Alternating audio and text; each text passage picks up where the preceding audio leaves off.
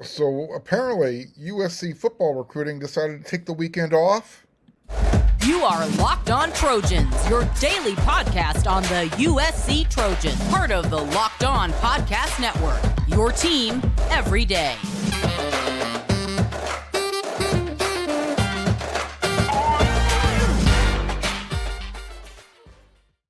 Fight on, everyone. I'm your host, Mark Culkin, and thank you for making Locked On USC your first listen every day. Whether you're watching me on YouTube or wherever you like to download your podcast, we are free, and I appreciate your support. You can show your appreciation, especially if you're watching on YouTube. Hit that subscribe button, hit that thumbs up, both. Both of those contributions mean a whole heck of a lot to the show. And because I know you don't want to miss one episode, hit the bell notification. That way you know, Monday through Friday, where to be. And this episode of Locked On USC is brought to you by FanDuel Sportsbook, the official sportsbook of Locked On. Make every moment more. Visit FanDuel.com/Locked On today, and you can get started. All right. So what I said at the top of the show about USC football recruiting taking the weekend off, that's not entirely accurate. A little bit of hyperbole thrown in there, wake you up after the weekend. There was actually a visitor that was on campus over the weekend, and I'll talk about that in a little bit. But first, compared to the last few weekends in June, I would say that this last weekend of official visits, fairly quiet. I mean, even Chief Operating Officer, Lincoln Riley's right-hand man, Dave Emmerich, I think he's the general manager. He even found time to find his Sunday vibe, that mood. He took a picture from Lincoln's Lair, kind of overlooking the Pacific Ocean. It was getting close to sunset, but really beautiful. Anyways, USC football recruiting has been, as you know, especially if you've been following this show, and you better be following this show, it's pretty much been kicking butt and taking names during the entire month of June. So much so that when the month started, USC's recruiting class, the ranking, was somewhere in the low teens, and it has spiked. In fact, it got all the way as high as the number 6 rated class going into this past weekend. But there was a couple of moves that were made with other programs during the weekend, and so, you know, how things kind of jostle up and down. Well, USC kind of dropped. So the Trojans, according to On3, the last time I checked, which was about an hour and a half ago, USC's recruiting class in 2024 has the number 7 rated class nationally using their cumulative scoring system. So my everyday listeners will attest that what I'm about to say I've been saying for a while now, that USC is going to have a top 5 class before the end of the month. It's almost a foregone conclusion. And I'm going to stand by that prediction because depending on, what time you're watching or listening to this episode of Locked On USC, the Trojans may very well be a top 5 class. Milliken's wide receiver, Ryan Pelham. Again, depending on what time you're watching this episode, I made my prediction, and I'm going to go over those predictions here shortly. For those that weren't able to hear it,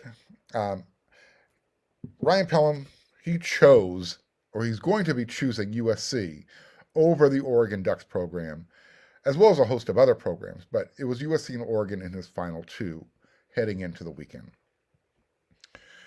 So by the end of the week, USC's class of 12 scholarship commitments it could explode to as many as 17. So right now, USC is standing at 12 commitments in their 2024 class. That number could jump as high as 17 by the end of this week if each of those predictions that I made actually come to fruition. Now, I want to apologize for the last episode on Friday. I had a weak Wi-Fi signal towards the beginning of the show for some reason, and a few of you asked me if I would repeat what I said. Well, Your wish is my command. So here are the predictions again, real quickly. I mentioned Ryan Pelham, the wide receiver from Millikan High School. I feel very confident that he's a Trojan because someone, either him or Oregon, they canceled his trip up to Eugene that he was supposed to take this past weekend that we just came out of. So unless something happens between then and Monday, you can now meet USC's newest wide receiver. 12th commitment, class of 2024. Rock solid. On Tuesday, the 27th, defensive back Marquise Gallegos, West Hills Chaminade. In fact, both he and Pelham were scheduled to go up to Oregon for their official visits over the weekend. Both canceled, or somebody canceled on them. As I mentioned, neither made it up to Duckville, and so Ryan Pelham gets Monday to himself as of right now, and it looks like Marquise Gallegos will become USC's 14th commitment. So Ryan Pelham was number 13. Marquise Gallegos becomes number 14. And if he commits to USC, that would be the Trojans' 11th commitment in the month of June. There's still a few more. Wide receiver, Draylon Miller. He's scheduled to make his announcement June 29th. Look, Lincoln Riley loves to recruit wide receivers. He loves the state of Texas. And I think we're about to hit a run of commitments out of the state, out of the Lone Star State. Draylon Miller on the 29th. I believe that's a Thursday. The day after, Friday the 30th, we can anticipate Ty Anthony Smith, the linebacker, and Draylon's good friend, to make his announcement. Miller has said on multiple times that he and Ty Anthony are going to be playing together in college. So I'm sticking with my prediction. Both of those guys are going to USC. Because Draylon is, when you look at the tea leaves, Draylon's being hot and bothered, pursued by USC and Texas A&M. And LSU. Ty Anthony Smith is being recruited by USC and Texas A&M, but not LSU. Everyone kind of anticipates it's a USC versus LSU battle for Draylon Miller. You guys figure it out. And then also on the 30th, Braylon Connolly, defensive back out of Texas, is also anticipated to make his announcement. This one, everyone's kind of leaning towards USC. I'm not so sure. Only because there's a couple other guys out there. And USC, I don't know where they're going to make room. But what about Xavier Brown, modern day? You got Sione Lole, the JC defensive back up there at San Mateo. So we'll see. I mentioned that there was a visitor over the weekend. It's true. I'm not sure when he plans to announce, but defensive lineman David Palipali, 6'2", 300 pounds, defensive lineman. He took a visit to USC over the weekend. And now, because USC has always been a dream school of his, he's got a serious decision to make. Because before, it was between Penn State and Michigan. Now he has to decide, does he want to play against USC at one of those programs? Or does he want to play against every program in the Big Ten and play at USC? I think it's an easy decision. Eat your cake. Have your cake and eat it too. Go to USC, play all those programs. He's only rated as a 3-star. But again, what is my rule? Don't worry about the star rankings. Look at the programs that are offering. Well, Florida, Notre Dame, pretty much every program in the Big Ten. I mentioned Michigan and Penn State. Ohio State offered. Again, it's not about the stars. It's about the programs. So while the weekend itself was quiet, comparing it to USC's month of June, and again, I'm talking as far as commitments and seeing any of the victory salute bat signals being waved up there in Twitterverse. None of that happened over the weekend. But again, this week USC should be making a lot of noise. And I'm sticking with my prediction. Top 5 class for sure, with the caveat, unless something really strange and out of the ordinary happens between now and the end of the week.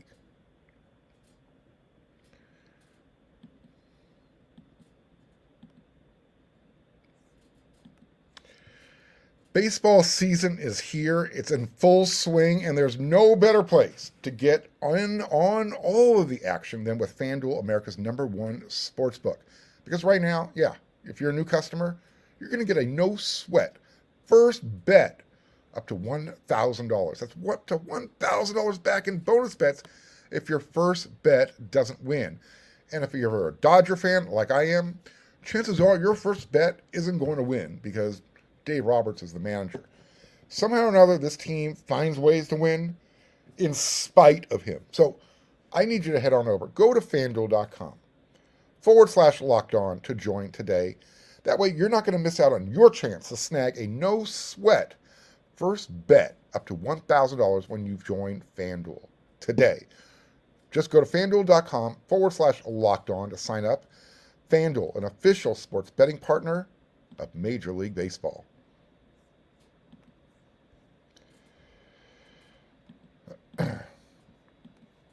Now, if you're a fan of golfing, you know the term mulligans. Well, are there mulligans in recruiting? I think there should be, and I think there are. So, there was a time when USC led for the #1 quarterback in the nation in his recruitment, Dylan Raiola. He ended up choosing Georgia. There was a time not too long ago, like less than 2 weeks ago, when USC led for the #1 rated running back in the 2024 cycle out of Texas, Taylor Tatum.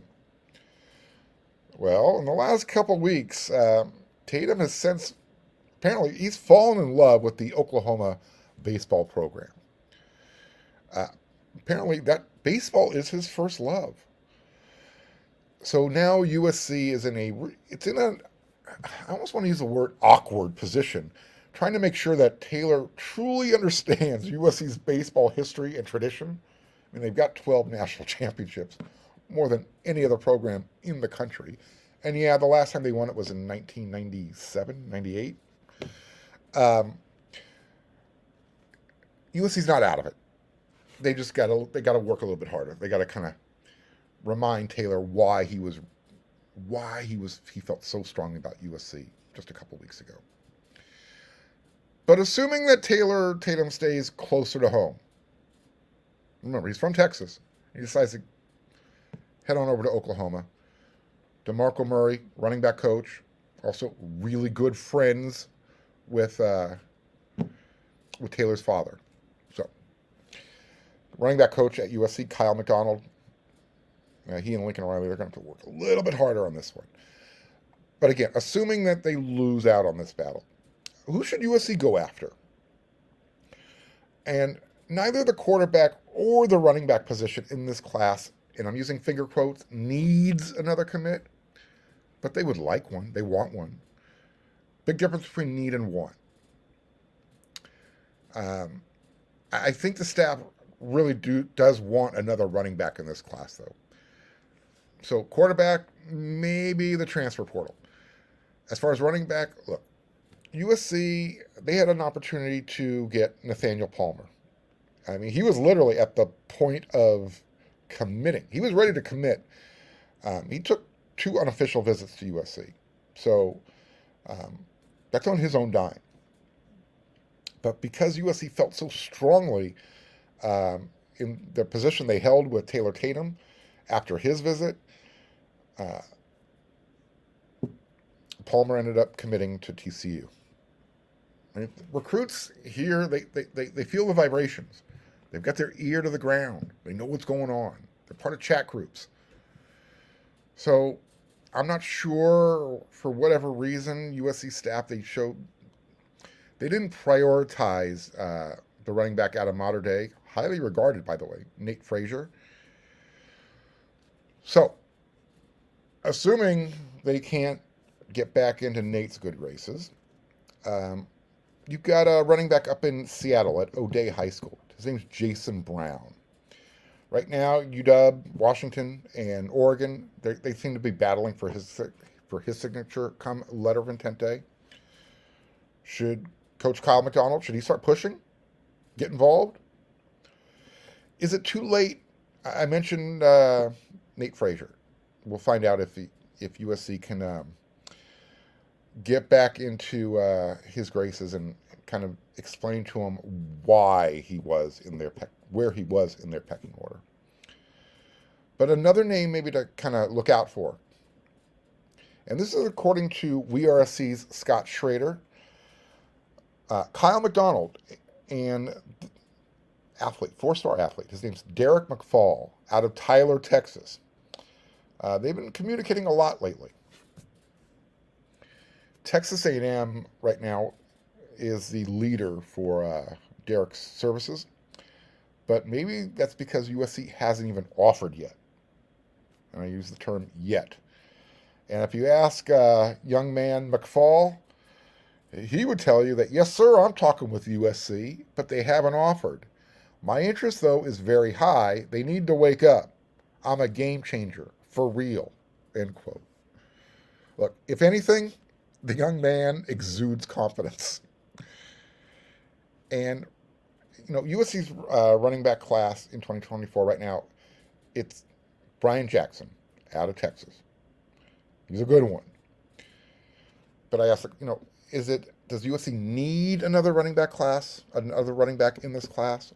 Probably not. They want another one.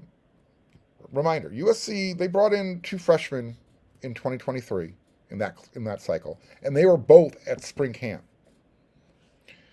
But both of those guys are, they're going to be playing behind Austin Jones this year, as well as Marshawn Lloyd, the transfer from South Carolina, as well as Darwin Barlow from Texas. So, and don't forget, you're going to get a little bit of Raleek Brown playing back there in certain certain packages at running back.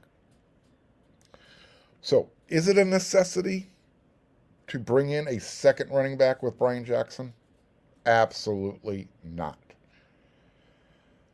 But if the staff feels it is, look, we've got a couple names out there that I just mentioned. One, you can get some more details. Head on over to wersc.com.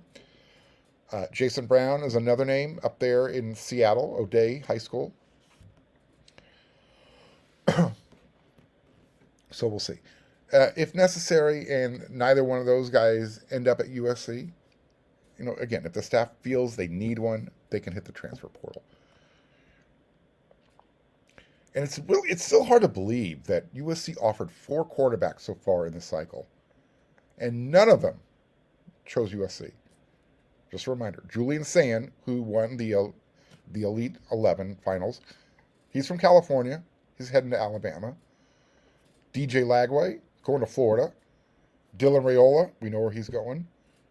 Elijah Brown, modern day. USC offered, late. He's going to Stanford now. Excuse me. Speaking about mulligans, sometimes it's not the coaching staff who needs to ask a player for a second opportunity. Sometimes it's the recruit who comes back asking for another opportunity, for that second chance. Remember linebacker Dylan Williams, Long Beach Poly High School? Well, if you do remember that name, you'll remember that USC started out as the favorite in his recruitment. In fact, he was committed at one time. Quote, the thing was, I always wanted to go to USC. It's my dream school. So when USC offered, I knew that's where I was going. He was going there until he kind of got the feeling that the former defensive coordinator at USC, Todd Orlando, wasn't all that impressed with his film. Quote, I wouldn't even have an offer to USC right now had the new staff not come in. Coach Dante Williams was after me, but the old linebackers coach looked at my film and he brushed me over. Coach Brian Odom, he came in and made me a top priority. I was a priority even when he was at Oklahoma. As soon as he and Coach Riley got here, they came to Poly and offered me. They were at the school the same day after they got to LA, end quote. I've said it many times before. Recruiting is a constant, fluid motion. As you can see, the tide has shifted. I don't know what happened. Starting to get a little bit of background information. I'll bring that to you maybe on another episode of Locked on USC later this week. So we'll see how this one plays out. But this would be a major score for USC. Even though it's the dead period right now, we're heading into the dead period. Once it ends, he's planning to take an official visit to USC in July. Good news. So, number one, why is this a major score for USC? Well, it reopens that Poly pipeline. Long Beach Poly still produces a lot of great talent. Secondly, it's going to make Oregon really mad because they kind of feel like he was theirs to lose. Well, you might be losing them. And third, and more importantly, USC could potentially end up with 3 elite linebackers in their 2024 class. We know they're hot after St. John Bosco, Kingston Viliamu Asa. We know they're anticipating a commitment from Tyanthony Smith. Let's get Dylan Williams, make that a trifecta. By the way, just a quick reminder, Kingston just got back, or he's finishing his trip to Ohio State. We'll see how that ends up. It's getting close to crunch time for him. A couple other real quick recruiting notes before we get out of here. Well, into our next segment. I mentioned at the top that it was a quiet weekend. Not really. Heading into the weekend, the Trojans brought on a preferred walk-on tight end. His name's Cameron Woods. He's from Long Beach. And this guy didn't even start playing tackle football until his senior season in high school. But he's a really big athlete. He played basketball also. He was part of the 2020 recruiting cycle. He graduated from Brentwood High School in Los Angeles. And when he took up football, that's his senior year, he finished with 17 receptions, 382 yards, and 7 touchdowns. A couple of those touchdowns, they went for 78 and 79 yards. Okay. He also played defense, 44 tackles, 34 of them by himself, and 10 was also TFLs, tackle for loss. 6 sacks, a fumble recovery, a forced fumble, 2 pass breakups. I didn't confirm any of that. I found that on the internet. If that's true, okay, it's something to work with. Out of high school, he enrolled at Cal Poly San Luis Obispo. He played football as well as basketball. So as I said, that sounds like a heck of an athlete. Hell of an athlete. Let's see what the coaching staff does. Let's see what side of the ball he ends up on. Tight end? Maybe Sean Newell wants him. Maybe Roy Manning wants him. We'll find out.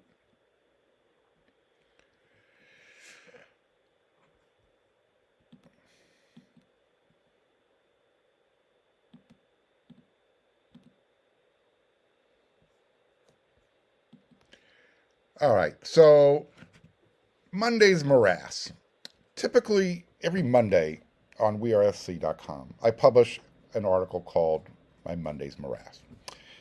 It's an article that wonders about how the past week's game turned out, or may have turned out when we asked the rhetorical question, what if ... So there were no games over the weekend, but we're heading into the dead period. July, actually, at the end of June. And so while the players are going through their player run practices, their PRPs, this is probably a really good time to start asking about certain events that what would have happened, what if this would have, for instance. So players are working out, getting ready for fall camp. Fans, while I bring you that their workouts, let's talk about some what ifs. What if USC 2002? Remember Pete Carroll's team that started the dynasty? They went to the Orange Bowl, knocked the snot out of Iowa. What if USC played Miami in 2002? Remember that 2002 Miami Hurricanes team that lost to Ohio State in the national championship? Well, that Hurricanes team was loaded with NFL stars. I mean, loaded.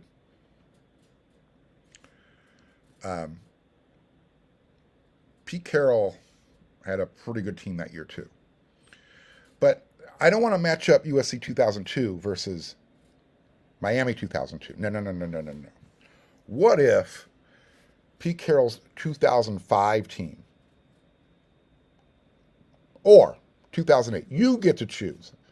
USC, maybe one of USC's greatest defensive squads ever, 2008, the team that gave up less than 10 points per game all season, or the 2005, the team that had Matt Weiner, Reggie Bush, Lendale White, and the list just goes on and on and on. Who wins the game between Miami 2002 you get to choose, USC 2005 or USC 2008. Which one of those teams has a better chance of beating that really good Miami team? Ohio State beat them with a field goal. I have an idea. I want you to give me some feedback. Tell me what you think. You know where to find me on YouTube. Hit me up on Twitter. Here's another what if. What if Pete Carroll was never hired? What if USC doesn't convert 4th and 19? Well, it was actually 4th and 9. It went for 9. Yeah. What if 55-24 never happened? I don't need to explain to Trojan fans what 55-24 is. There's a lot of what ifs out there. What if USC actually fought the NCAA harder, like everybody else did? Would USC have been knocked for 30 scholarships? In other words, what if USC sued the NCAA instead of playing their game with their rules? What happens to USC football if they don't lose 30 scholarships over 3 years?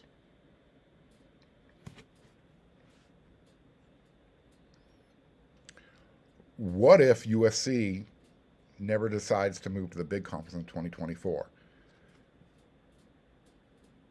Yeah. And here's the what if for you. What if Lincoln Riley wasn't hired in 2022? Where is USC today? That's a lot of what ifs for you, huh? It's not always. It's not necessarily something you want to look forward to, but there's a lot of different scenarios out there. So give me your answer to some of those what ifs.